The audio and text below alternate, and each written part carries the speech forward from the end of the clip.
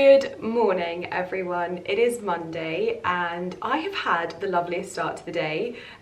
Basically we started the stages of the design process for inside of Evergreen. I feel so lucky to be working with the illustrator that is working on my book, and we've been sort of building out and designing the end pages of the book, the little touches of illustrations throughout. It's like a very specific style, and so we had a meeting with my editor Diane and my manager today on Zoom, which was just so cool. It's so nice to just actually like get to say hello and also slightly fangirl over her. But this is obviously like the creative side of the book, which has been such a learning process for me as well, and such a wonderful part for me to be such an intrinsic part of as well. I've loved having this kind of like holistic view over the entirety of this book, and also my mad panic with the cover and me being like, no, we need to change it. I don't know if I ever showed you my clip art version that I designed of the cover, but if I didn't show you it, I will put it here because I talked you through the covers, but I actually ended up coming up with the concept for the cover that we see now by using like clip art and copy and paste on stories. So I obviously never posted it, thankfully, but I was like copying and pasting and like placing things everywhere, and then we sort of built out from there what the cover was going to be. So a very creative morning. I've then come upstairs and began clearing out my beauty cupboard, which is like new in beauty stuff, and I've selected a few little bits and pieces to use. However, I did have a nightmare. I was clearing out from the top shelf and a hair tool fell down, knocked a diffuser, like a bottle of diffuser oil, and smashed it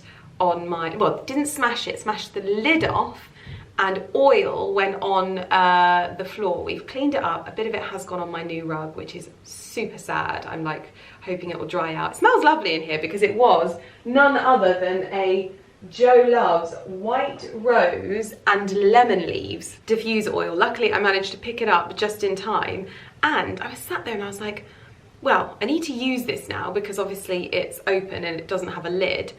And I realised that my little bud vases that I bought from Amazon make very handy diffuser-like bottles. And then I thought, can you buy Reed Diffuser, like the Reed Diffuser reeds on Amazon? And you can. And there you have a new Reed Diffuser for your home. And I thought that that was genius. Now they have actually got bigger ones as well. So if you wanted to have the big ones, like I have, but I really like unbranded diffusers because I want them to be a part of my home. It has to be a very specifically branded thing for me to want to have it around my home. I think the most beautiful I've ever seen is the Borgo Santo Pietro ones. I think they look nice around the home. But for the most part, I just want a recycled glass one. So I thought that's what I would do, create my own little Reed diffuser. I thought that was a little hack because I often get sent these oils and I don't necessarily love the packaging that they're going to go in. Like I love the Joe Love's oils, I don't love the diffuser bottles that they have. So I can make my own. That is such a little hack that I thought would be quite cool. I am literally just pouring this in, actually quite dangerously, over my rug even further, and I'm hoping that this should fit just about enough in here. It does. And then I've got some 20, I think they're 20 centimetre reeds. You can get them in black or in wood. I prefer black, a little bit more sympathetic, but I would imagine if you've got one of those really sort of minimal Scandi homes, it would work to have the wooden ones. Just give them a good twizzle, a good soak, and then gently over the marble so that it doesn't go anywhere else, gently drop them in. And there, ladies and gentlemen, you have a homemade Reed diffuser, and you can have any oil. So if you find like an oil that you like, but maybe you don't like the packaging or whatever, this is genius. Or you can spread it out over multiple ones because you can get these in packs of like 6. I thought that this was a bit of a game changer, so I'm going to pop this somewhere. Now I generally try and hide them as well, but there we go. Perfect. So what else was I doing? Oh, over the weekend I started one of my new books. I have literally a whole shelf of new books, and I started the Tracy Reed's The Rose Garden. Now this is a book that I bought purely off of its cover. That cover completely won me over, and I'm very, very happy to report that I'm hooked. So I'm about a third of the way through, I would say, and I did that all on Saturday. So I'm hoping that I'm gonna be able to do a bit more reading of this evening, because Saturday was a complete washout.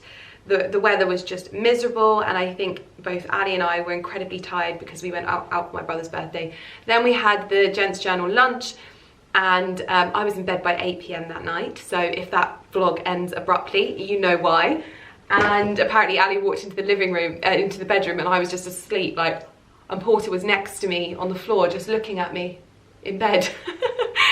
And then on Sunday the weather was a lot more lovely, so we actually ended up in the garden a little bit. I had my biggest haul from the kitchen garden yet. I had 5 tomatoes, 5 courgettes, and I picked 3 perfect carrots, which I roasted and fried and made basically just a huge vegetable pasta dish, and it was delicious. Ali lit the fire outside, and it was just a wonderful day. Anyway, back to the book. The book so far has me hooked in a very calm way. I don't like books that keep you too like anxious. This at the moment is following three separate ladies, I believe. It's following Ottilie, Olive, and Mabel, or Mabs for short. And I'm imagining that their lives are all going to intertwine, but I haven't got to that part yet. It is set in 1895, which I prefer a historical kind of book to I just feel like I really like being transported back in time, and this is definitely doing that for me, so enjoying that muchly. And then this arrived over the weekend. This is Wild Once. Now a lovely lady sent this to me in my direct messages, so if that was you, thank you so much. It's not on Audible, so I'm not sure if this is going to be the type of book that I'm able to read. I did think that this was going to be more of an audio book for me, but it intrigued me nonetheless. This is A High Priestess's Guide to Modern Spirituality.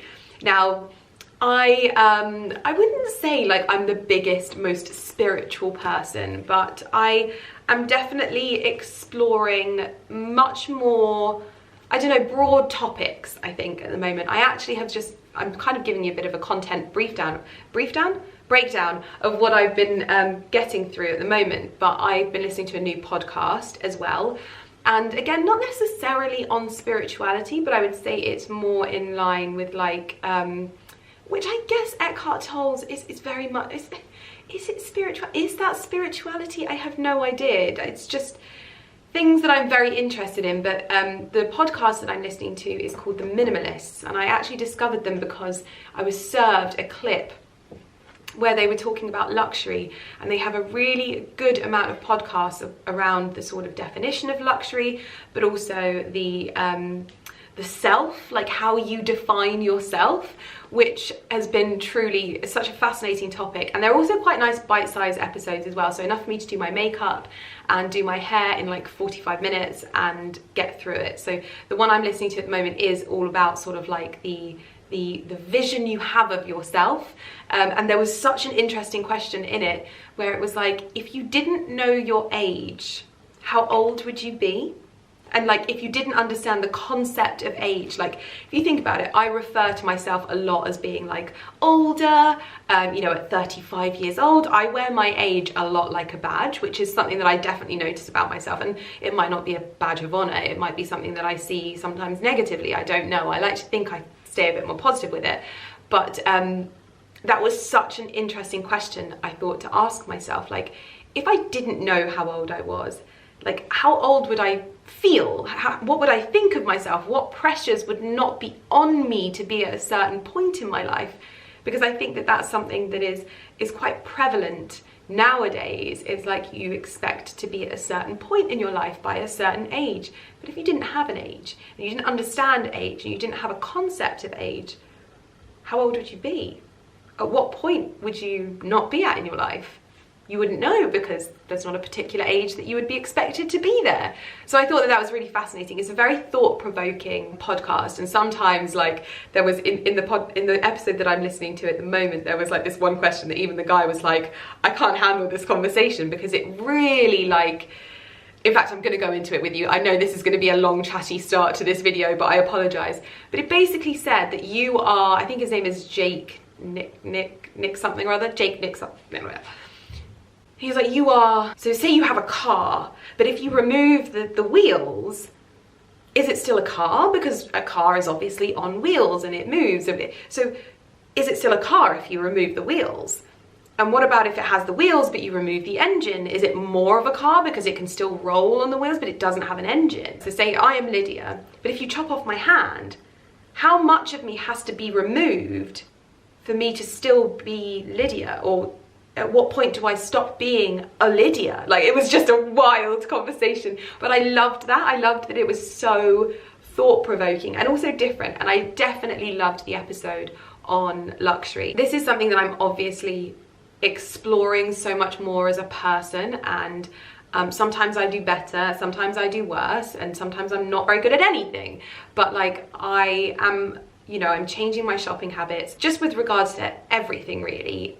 It's slow and steady, it's not an overnight thing, and you know, from shopping more vintage to shopping less trends, in my opinion, and focusing more on just like lovely bits, but also wherever possible getting them pre-loved wherever possible. I'm definitely finding the clothing side of shopping pre-loved not as easy. Like, a gem comes along once in a while. It's not an often thing. If you think about my Giambattista Varley jacket that just happened to be the perfect jacket that matched my dress, it's something that I'm finding that is much harder. Like, at the moment I'm searching for a Dior dress, and I really want to buy like a vintage Dior dress that doesn't cost £1 million, and perhaps a Dior bar jacket but vintage, and it's very difficult. It's not easy to get exactly what you want. It's also not easy to try it on to see if it fits. But anyway, I'm enjoying this podcast and enjoying this sort of new section. Over the past sort of few years, I've been educating myself a lot on like bravery, vulnerability, and a lot about kindness and the cultures between people. And I know that often people think that I'm talking with regards to myself when I dissect those podcasts and books with you, but more than anything, I'm mainly talking about it with regards to other people. I know that I put myself on the internet, and I know that that people will have opinions, and that's something that for the most part I've really made peace with, and I think that that comes across in my content. I still sometimes pander, but for the most part I'm okay with it. When I do something and some of you don't like it, I respect that and I understand it, and I know that I'm not always going to hit the mark. But when I talk about this stuff with you, I love this discussion that we can have, and it's a really, I like to think, a really interesting thing that we can hopefully highlight: books, podcasts, discussions, ways that we can think potentially differently about things. And I'm not saying we all have to do the same thing, but I love the idea of discussion in the comments. I love it even more if it's respectful and we don't have to get irate. I love having discussions with people where we are talking about things that maybe some people find quite uncomfortable, but I love having those difficult discussions and still being able to remain calm and enjoy them. And so I'm always looking to learn more, read more, whether it's about health, gut health, the mind, kindness, minimalism, whatever. I'm totally in the market for learning new things and broadening my horizons. So that was a welcomed suggestion into my inbox, and I'm going to hopefully start this once I finish this. Hopefully I'll finish this week if I have any time. However, tomorrow, this is such a blooming catch up, isn't it? 15 minutes of catching up. Oh my gosh, I'm sorry if I'm talking too much, but yeah, tomorrow I am off to I'm having a really wonderful day, which I may not be able to show you too much of. I'm going to say that I'm going to take you with me now. If I can't show you anything, I'll tell you about the day. I hope that's okay, but there will be children there. Basically, I watched an episode of Gardener's World and I came across the charity that I think that I have been sort of looking for, whereby they really focus on getting children into gardening as a way of escaping, looking after their mental health, that kind of thing. And I'm going to be spending the day with them tomorrow. Now, obviously, because it is children, I'm not going to be able to film the children, but hopefully I will have a lot of things to tell you about and a lot of really positive moments as well. From what I understand, I'm going to be baking some vegetable muffins with them, which I think will be very, very nice. And I'm going down there with my publicist Charlotte, who's just like literally the loveliest person. So whatever I can show you, I will. But that is what I've got planned for tomorrow. We have the guys working in the garden at the moment. We've had some yew trees replaced. I've been for a 5K run this morning, and I've been for a dog walk as well. So I've done 10K before I started work today. So I'm feeling it in my glutes, but I'm feeling amazing for it. It was the first proper sunny morning that we've had in a long time. So yes, 17 minutes of a catch up. I apologise for that. I'm going to crack on with my day and organising my stuff. Before I take you downstairs, I've actually been sorting through all of my beauty cupboards, like I said, and I've uncovered some beauty bits that I thought that we could discover together. I have the fragrance collection from Tory Burch. Now, you'll know I'm a customer of Tory Burch, so I actually buy her stuff. And so I was very, very excited to see the fragrance collection. So this is Sublime Rose. This definitely smells very like summery fresh rose.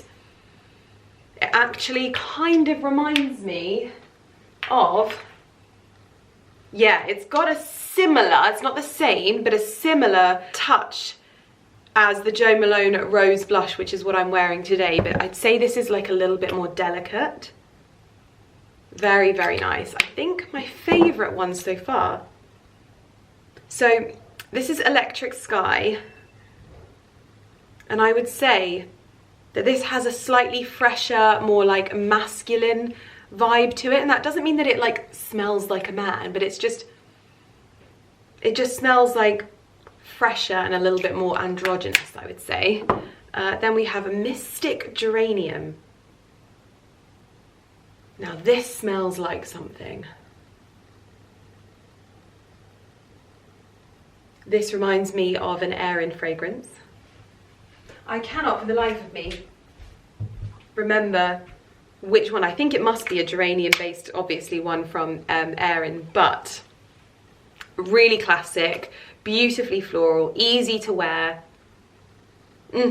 Lovely. Then we have Cosmic Wood. I'm thinking, oh, wasn't expecting that at all. This almost has like a powdery, woody rose, almost like how you would imagine like the thorns and the stem, the woody stems of roses to smell like.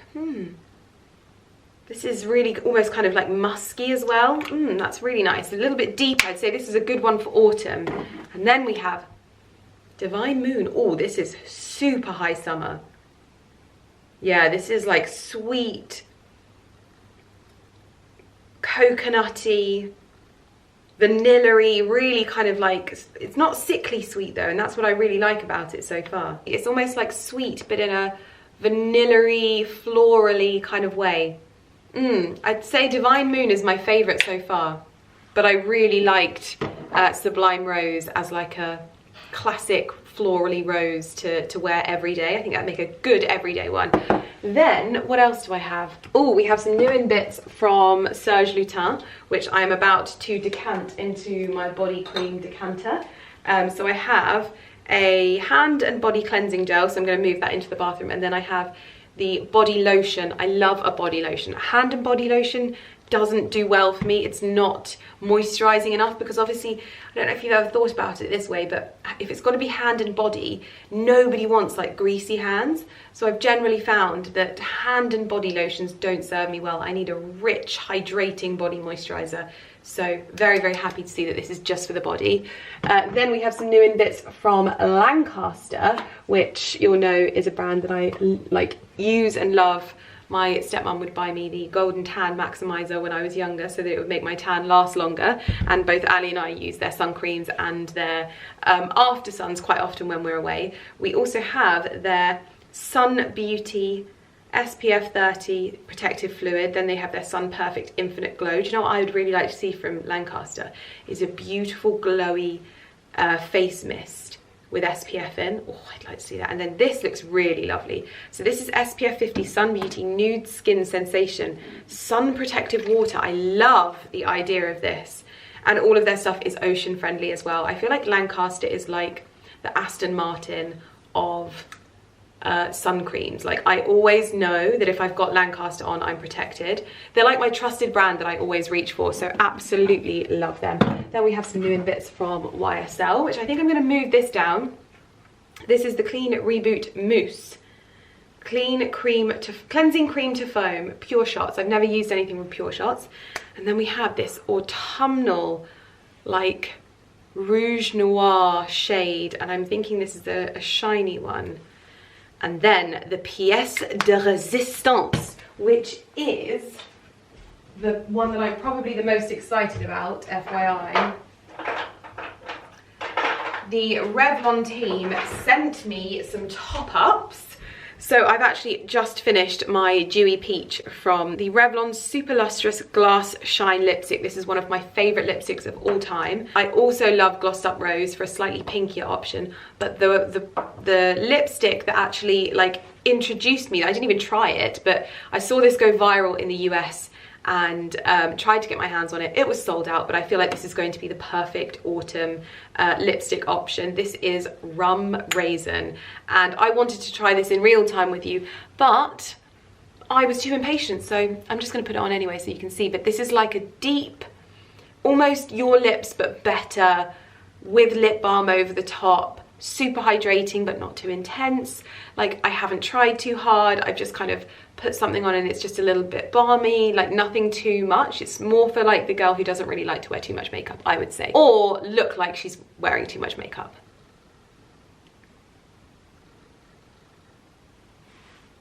So there, perfect little autumnal rose kind of look. Love that. I think it'd look really nice with like a bit more of a tan. If we get some more sun in the UK, then hopefully that will happen. But yes, I love, those are probably my 3 favourite shades from this collection. Glossed Up Rose, Dewy Peach and Rum Raisin. If I can like pop links anywhere, I will. But for now, Mr. Millen Gordon is outside painting the chicken coop. He's painting the, what's it called? The chicken wire on the outside.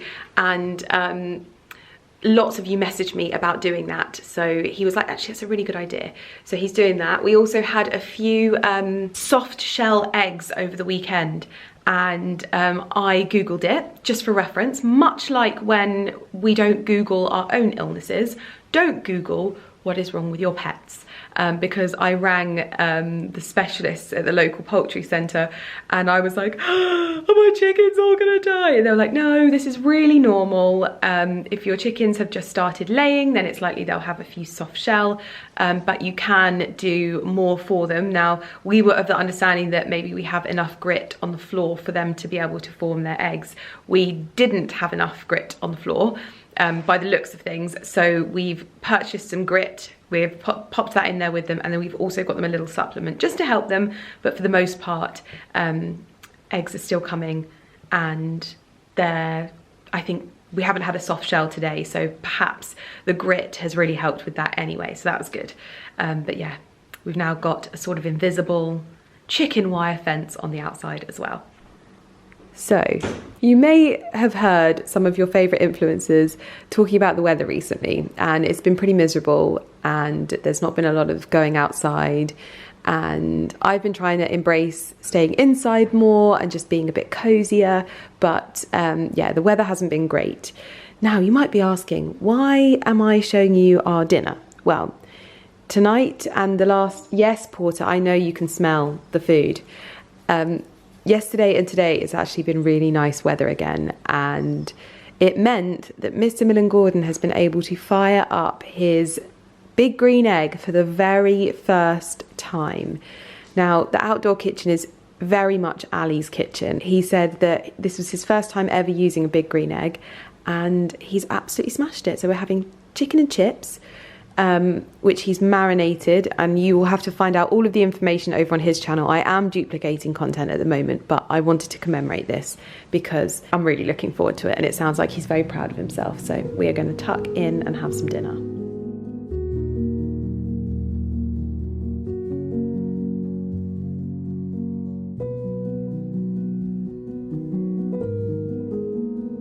I am en route to Tiffany Barn. I was telling you briefly about them yesterday, but basically I am on my way to Taffy Barn. Taffy Barn is essentially a charity that gets children understanding the beauty of growing vegetables, educating them on it, hopefully building passions within it, but also giving them a place to do so, and whether that's via like summer clubs, after school activities, that kind of thing. So I'm going down today to learn a little bit more about what they do and to understand and get acquainted with the charity. I'm obviously, like I said yesterday, I don't know how much I'll be able to share with you because it is with children, but whatever I can, if I can, I will. The journey is 2 hours, well, it's 2 hours and 20 minutes, and it's 120 miles. I thought it was going to be 88 miles, but I'm listening to like more episodes of the podcast I told you about yesterday, and you know what I'm like, I really love to share things when I find them inspiring, helpful, useful, just anything like that. I get quite like passionate about things like this when something really like speaks to me and I find it informative, etc. So I do want to talk a little bit more about this podcast. First and foremost, it is a podcast that I am, for the first time in my life, I've never thought about having a Patreon, but they have their podcasts, the longer version, their Maximalism podcast, longer on there. I'm actually thinking about giving that a try because I'm enjoying this podcast so much. They're talking at the moment about selling clothes and things like that, and a lot of the messages that they're talking about in there is that you have to create a little bit of pain in your life from these things so that you're more conscious that you don't do it again. So essentially like being conscious of the fact that you have to, if you don't wear this, you're going to have to sell it, and that's going to be taking up your time. That's the pain. However, if you can make the journey to selling the clothes or whatever enjoyable, then it's not about like how long it takes, it's about the enjoyment that you get during that process. And that's what I just, it literally made me think about this process that I'm doing now, because I don't know if you know this, but before I did this job full-time, I was working in an office and I commuted 500 miles a week in my car. So there was no like train station that I could easily use to get to work. And even then I probably still would have driven because I think it was the most effective, because I still would have had to walk. I didn't want to walk by myself, I didn't want to walk on my own through woods, etc. That's what I would have had to have done. So driving for me was the best option, and I used to find it really arduous because all I would listen to was music. And as much as I love music, and music has its time, you know, I'm a huge classical fan, that kind of thing, it wasn't like necessarily enjoyment, that was purely just distraction, I would say. Nowadays, when I find out that I have a long journey ahead of me, I'm like, oh my god, amazing, because I know I'm either going to plow through loads of books or I'm going to plow through loads of podcasts and loads of informative things. So I actually planned what I was going to listen to on this journey, because it's obviously going to be nearly a 5-hour round trip for me, which I'm honestly, I'm not bothered about in the slightest, because I'm so grateful that I'm being given this opportunity to experience what Tiffany Barn is doing today. You'll know it's something that I've been really kind of vocal about on my channel, that I feel like children need to be learning this stuff. And to know that there are charities like Tiffany Barn out there doing these things is just wonderful. So I'm really, really excited to learn a little bit more about this. However, I can still make the journey slightly more enjoyable, and so like I said, I planned books, I planned podcasts, and they all just kind of roll into one. I just added them to a list of what I want to listen to, and they're just kind of rolling. Now I'm sure that there will be someone that has something to say about the journey and me driving my car and the effects on the environment, because there's always something. Like, I think there's a podcast that I just listened to from the Minimalist that talks about, like, if you get deep enough on anything that we do, you will find a reason not to do it. So driving, even, you know, things like gardening, if you were to get get deep into it, like what are the effects of gardening on the environment? What gases are they releasing into the environment? If you get deep enough on anything, you will find a reason not to do something. However, me driving today to see, you know, this charity and what they're doing, this is a really positive thing. And so I'm just, you know, keeping my mind focused on that positive, whilst understanding the fact that there will be people that, you know, wouldn't drive their car this far. And I respect that, I hear that, totally valid point. But my positive on this one outweighs it. But yeah, I'm just finding this podcast so interesting, so I'll link it in the description box down below. I love finding things and recommending them to you. I definitely find that I become a better educated, more like sort of informed but wider thinking person when I listen to things like this. And yeah, so I would just highly recommend it. What was the other thing that I was going to say? Oh, it's raining as well. So it's a good job that I planned ahead for that as well. So I have multiple layers on. I have a tank top for if it gets sunny. I have a shirt for if it's like warm but, you know, cool. Then I have my gilet for warmth, which is my Holland Cooper gilet, which you can't actually see. And then I have my Holland Cooper coat with me, which has a hood. So I've tried to be really practical.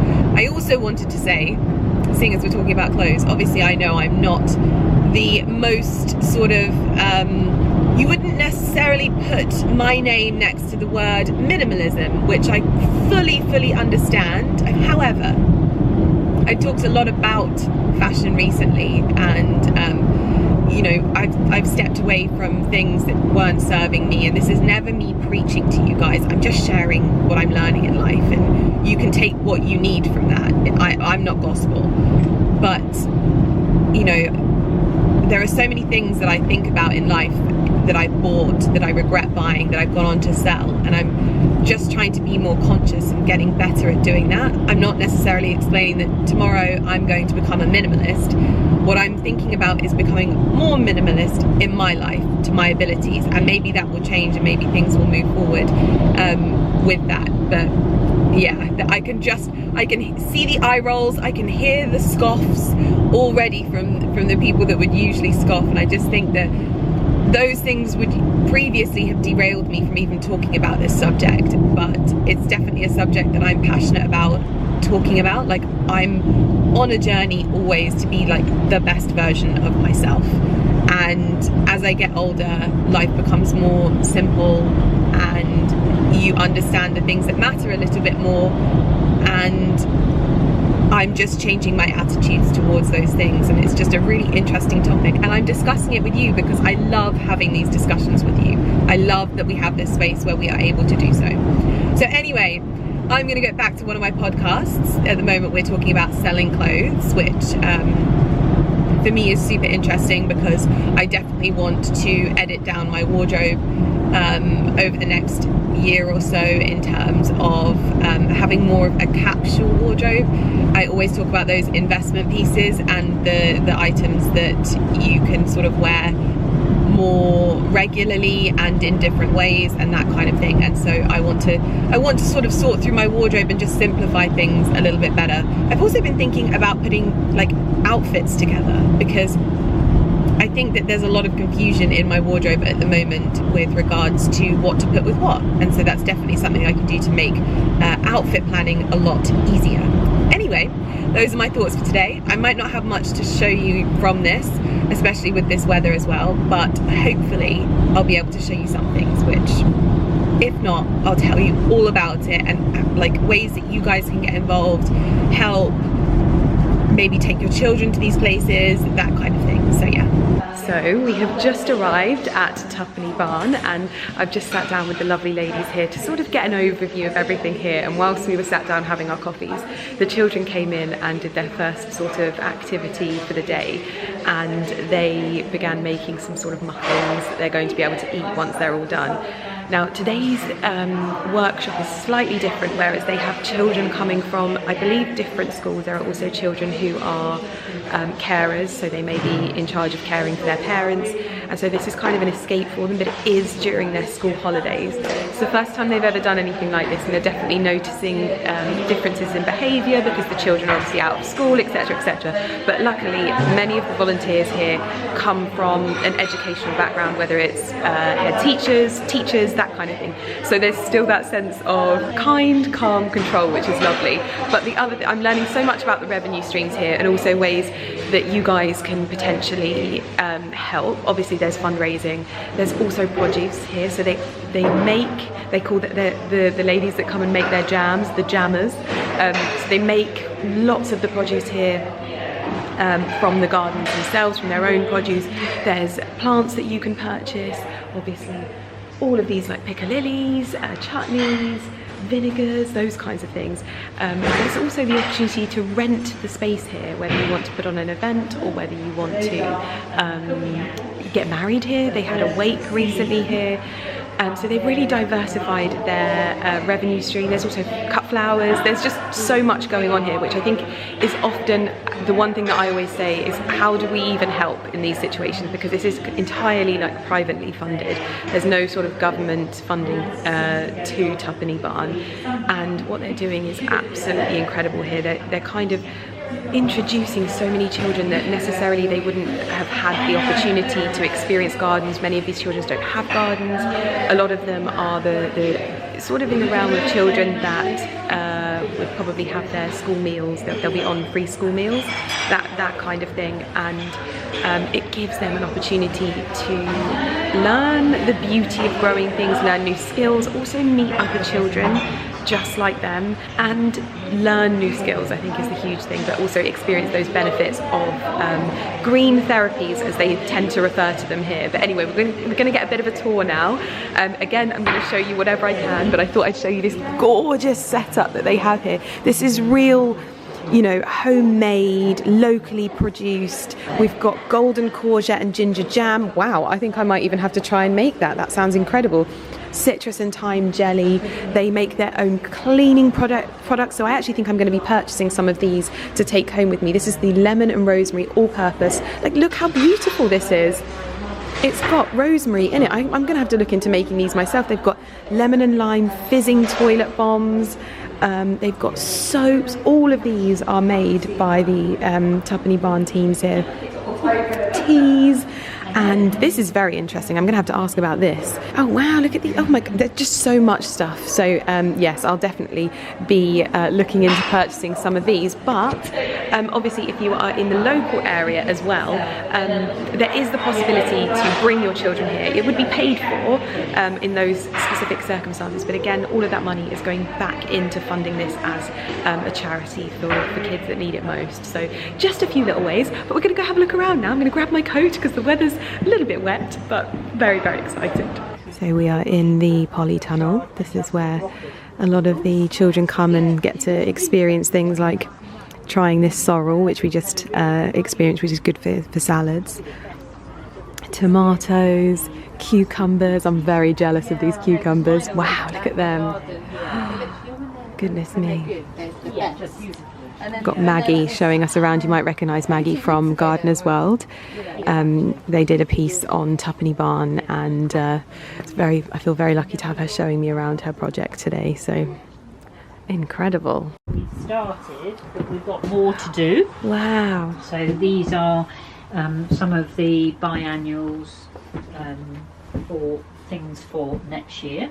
But he put me up my flower roll, and so I made it a little bit more for next week. Gosh, it smells incredible. Yeah. So we have our own propagation.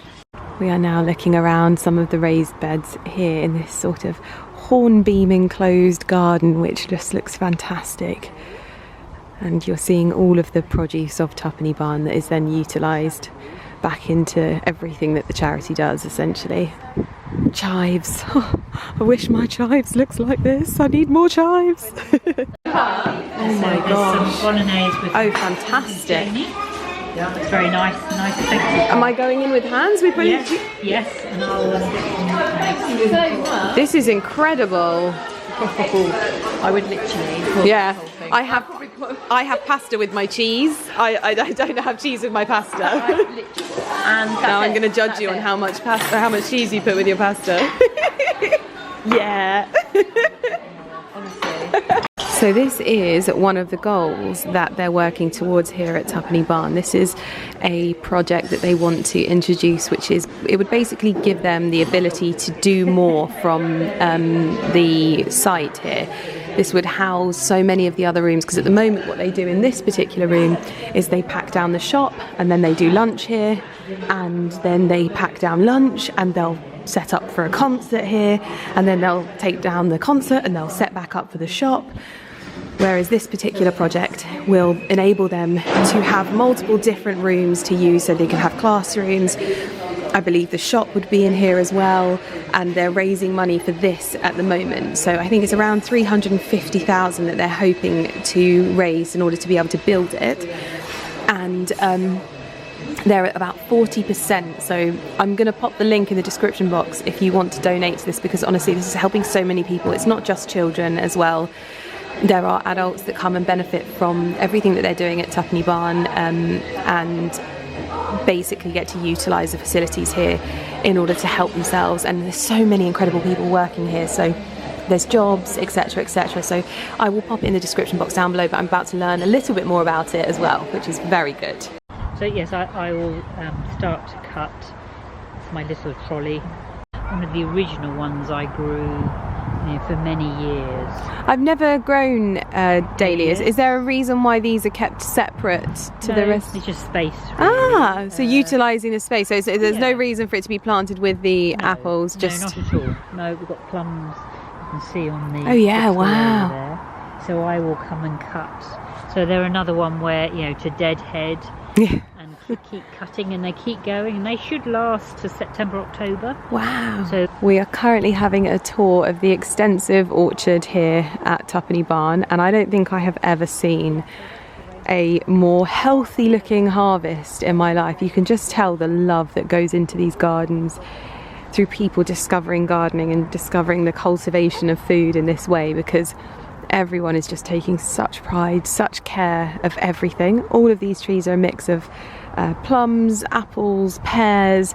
There's even cherry trees, which sadly the birds tend to enjoy more than anyone else, but it's just incredible.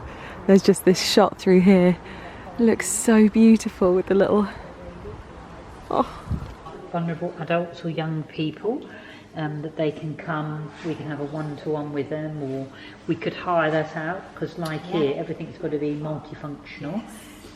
And then hopefully we will be able to incorporate the horticultural therapy, you know, that they'll have access to it. So lots of people will use it. And with the shop, what we want to do, I think initially we're going to open 3 days. The 4th day will be training. Nice.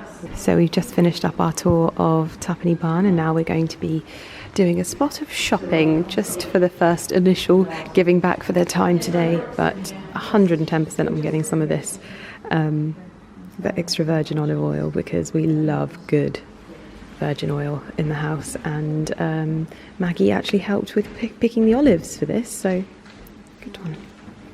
Well, I have returned home. I've just spritzed my face with face mist because I didn't dare drink any of my water on the journey, because it was like 2 hours and 20 minutes, and I was like, I don't want to have to stop on the way to on the way home or on the way there, and I made it without toilet stops. So a little bit dehydrated today, but I had the loveliest time at Tiffany Barn, and seeing what they've achieved there, it's incredible. And Maggie is the most inspirational woman I think probably I've ever met. What she's done and her career up until doing Tiffany Barn is just fantastic and inspiring in itself. And then she just found this field and turned it into this wonderful, wonderful charity that is now changing so many lives.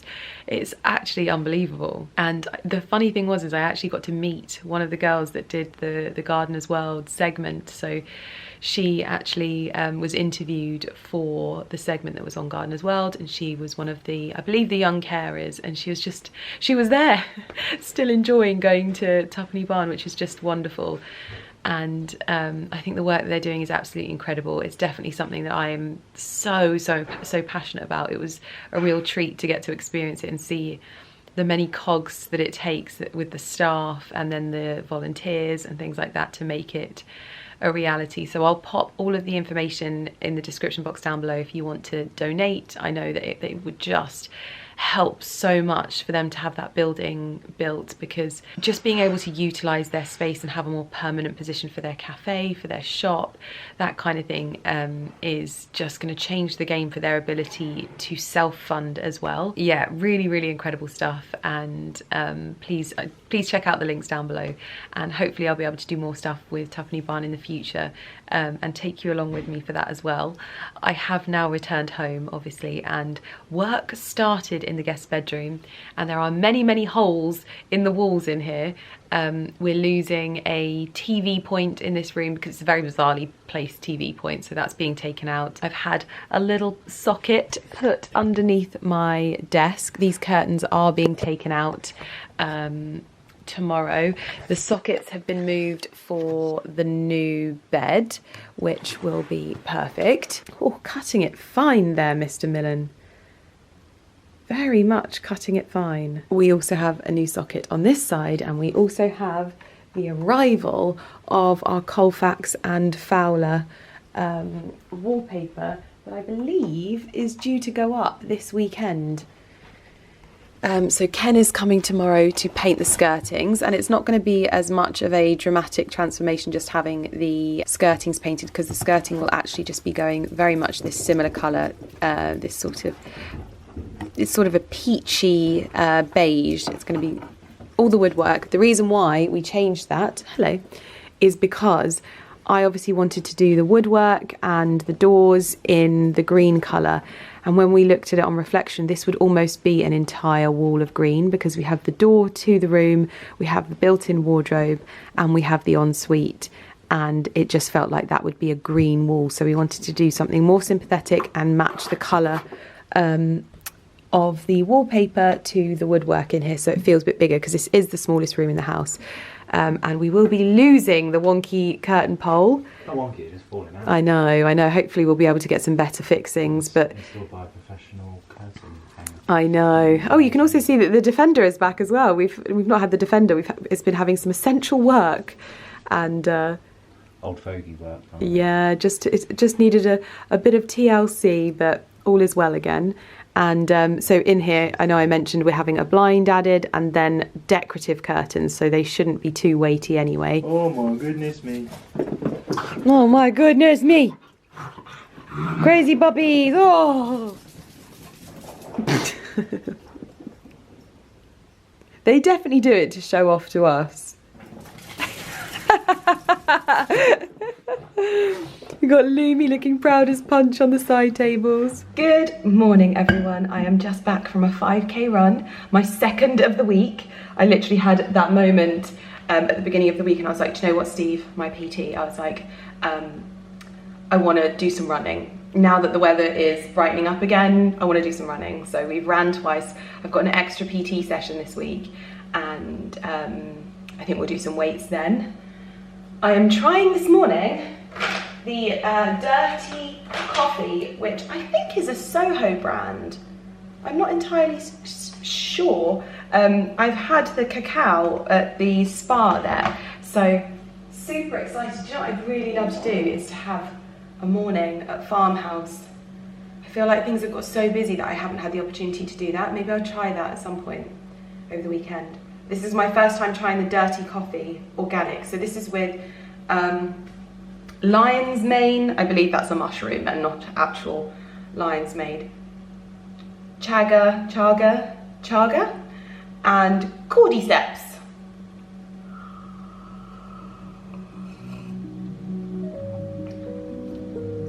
Just tastes like coffee. Perfect. That's my coffee for the morning.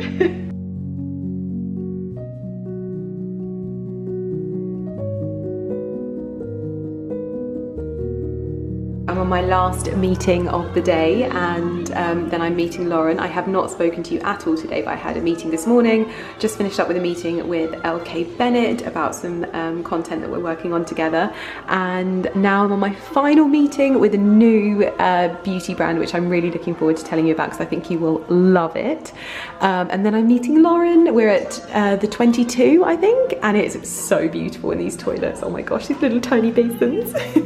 But I'm gonna head upstairs now and grab a coffee.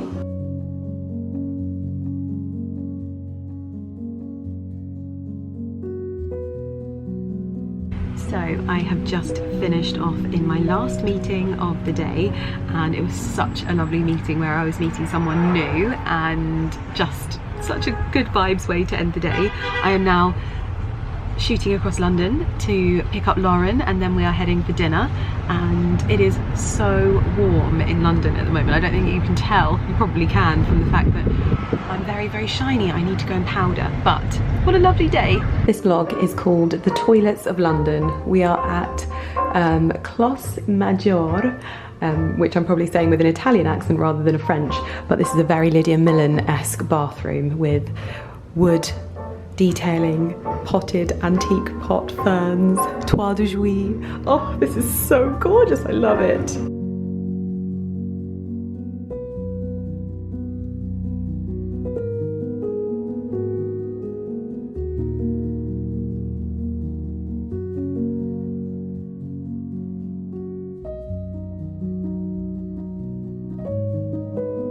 And to celebrate the book announcement, Lauren has got me a little congratulations cupcake. It's so cute. Double parked in every way as well. I'm like, Mrs. Double parked.